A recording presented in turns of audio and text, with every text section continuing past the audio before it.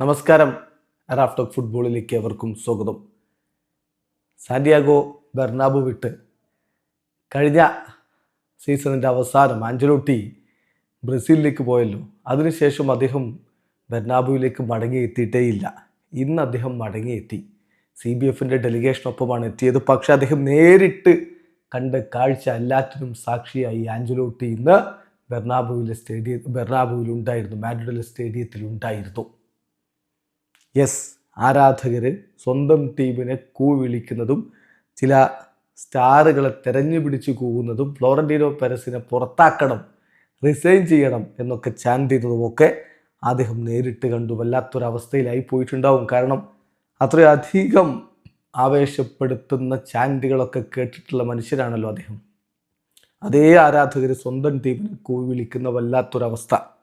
ഇപ്പോൾ മാർക്ക തന്നെ അദ്ദേഹത്തിൻ്റെ സാന്നിധ്യം സ്ഥിരീകരിച്ചുകൊണ്ട് വിശദമായിട്ട് കാര്യങ്ങൾ പുറത്തുവിട്ടിട്ടുണ്ട്.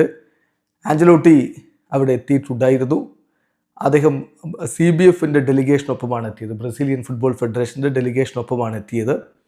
അവർ യൂറോപ്യൻ ടൂറിലാണെന്ന് പറഞ്ഞാൽ യൂറോപ്പിൽ വന്ന് മാർച്ച് മാസത്തിലെ ബ്രസീലിൻ്റെ കോളപ്പിന് മുന്നോടിയായിട്ട് താരങ്ങളെ നിരീക്ഷിക്കാൻ വേണ്ടി വിവിധ ക്ലബ്ബുകളിലേക്കുള്ള യാത്രയിലാണ്. അതിൻ്റെ ഭാഗമായിട്ടാണ് റയൽ മാഡ്രിഡിലെത്തിയത്. മാഡ്രിഡിൻ്റെ കളി കാണാൻ വേണ്ടി തീരുമാനിച്ചത്. അതിനാണ് ബെർണാബുവിലേക്ക് എത്തിയത്.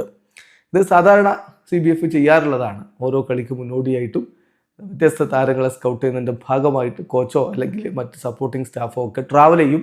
അങ്ങനെ ട്രാവൽ ചെയ്തിട്ടാണ് ഒടുവിൽ തീരുമാനം എടുക്കാറുള്ളത്. താരങ്ങളുടെ ഫിറ്റ്നസ്സും മറ്റു കാര്യങ്ങളും ഒക്കെ മനസ്സിലാക്കിയാണ് അതുകൊണ്ട് ഉദ്ദേശിക്കുന്നത്. ഏതായാലും അങ്ങനെ എത്തിയതാണ് ആഞ്ചലോട്ടിക്ക്. പക്ഷേ കൃത്യമായിട്ട് ബെർണാബുവിൽ കാണാൻ കഴിഞ്ഞ കാഴ്ച എന്ന് പറയുന്നത് ഹൃദയം തകർക്കുന്നതായിരുന്നു. കാരണം ആ ക്ലബിനെ അദ്ദേഹം അത്രയധികം സ്നേഹിക്കുന്നുണ്ട്.